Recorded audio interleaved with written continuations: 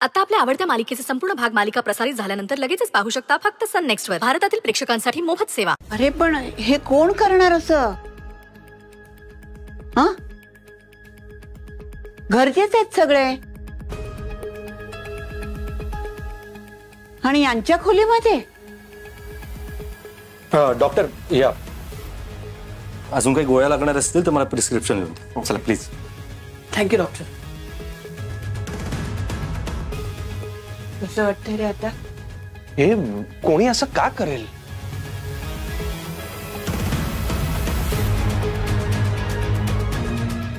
डॅडवर कोणाचा असा राग वगैरे असण्याचा काय संबंध आहे?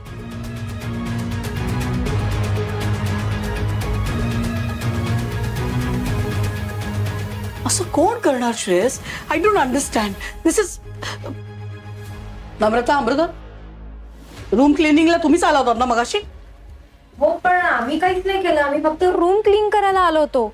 व्हॉट इज दिस? हा, तुम्ही ड्रॉवरना हात लावला, औषधं इकडे तिकडे केली का तुम्ही? हा हलगर्जीपणा आम्हाला अजिबात चालणार नाहीये. संजय, हे असे लोक आपल्याकडे काम करायला नकोय. Please throw them out. Mama don't worry. आपलं हे लग्नाचं घर होतं, काहीतरी गडबड झाली असेल. आणि जी मुलगी घरच्यांच्या चांगल्यासाठी उपास करते ती हे असलं काम का करेल? आणि तिला काय मिळणार आहे हे असं करून?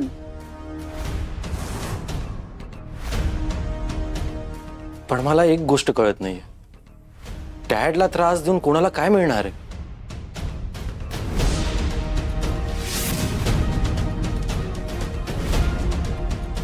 नाही पण म्हणजे कोणीतरी हे आपल्या बाबतीत वाईट करतंय मुद्दामून, असं आहे का? No idea Shreyas. But I think this is a learning. आपण सगळ्यांनीच थोडी काळजी घेऊया. Okay, right. कुणावरही डिपेंड न राहता आता आपणच आपली काळजी घ्यायला हवी.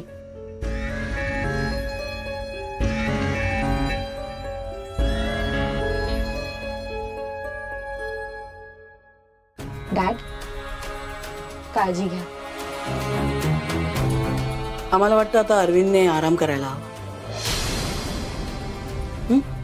Let him rest. आत्ताच इंजेक्शन घेतलंय ना. सो आई. हो dad,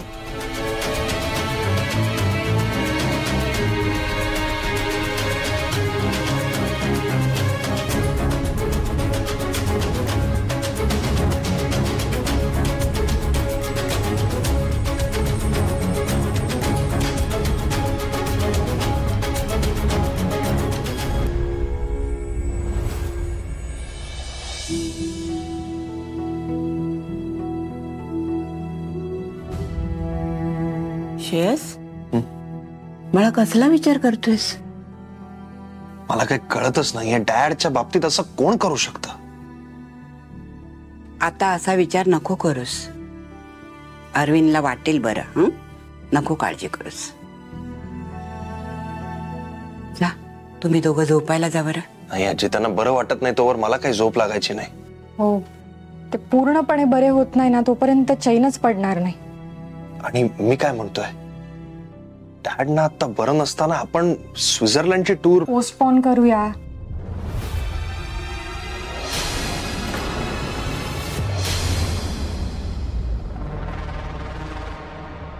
don't worry please. Thank you so much.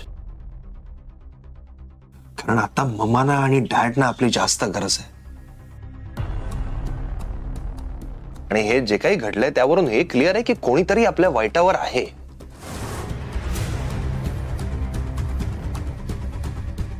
त्यामुळे आपण आता घरी नसणं हे रिस्की आहे. I hope you don't mind.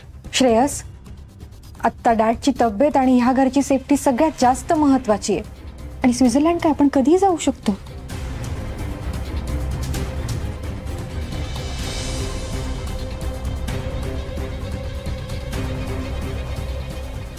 माझा अंदाज खरा आहे ह्याची खात्री पटायला लागली आता.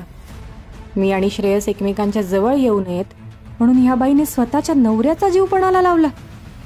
म्हणजे खरंच हिच्या मनात भीती की जर श्रेयस आणि मी जवळ आलो तर तो माझ्याच तालावर नाचेल. आणि हेच तर तिला नको आहे. पण म्हणून अजून किती खालच्या पातळीवर उतरणार आहे ही बाई. मी काय म्हणते, तुम्ही असं नका करू, जा ना तुम्ही, तिला वाईट वाटेल रे. आजी, आता ह्या क्षणी जोपर्यंत बाबांची तब्येत बरी होत नाही तोपर्यंत श्रेयस आणि माझं इथे राहणं सगळ्यात जास्त महत्वाचं आहे. Thank you so much. I am so lucky की तू माझी बायको आहेस. वहिनी, तू खरंच खूप समजूतदार आहेस ग. बरी, मला तुझा अभिमान वाटतो खरंच.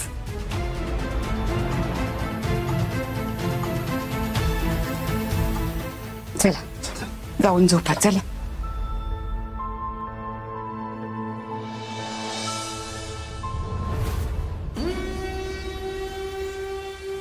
आम्हाला वाटलं होतं हिचा हनीमून कॅन्सल झाला तर शील बी सॅड, पण ही तर खुश दिसते. प्लॅन आमचा सक्सेसफुल झालाय आणि आनंद हिच्या चेहऱ्यावर दिसतोय.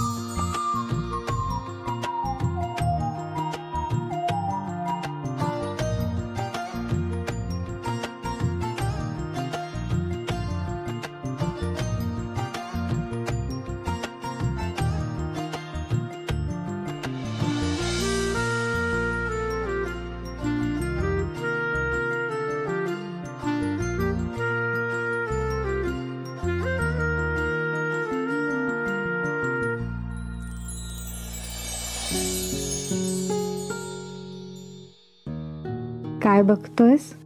एक सुंदर स्वप्न बघतोय. असं उघड्या डोळ्यांनी स्वप्न बघणारं मी पहिल्यांदा कोणीतरी बघतेय. जागेपणी स्वप्न दाखवणारं मी सुद्धा पाहिलं नव्हतं कोणी. खरंच? असं म्हणतात, सकाळी बघितलेली स्वप्न खरी ठरतात.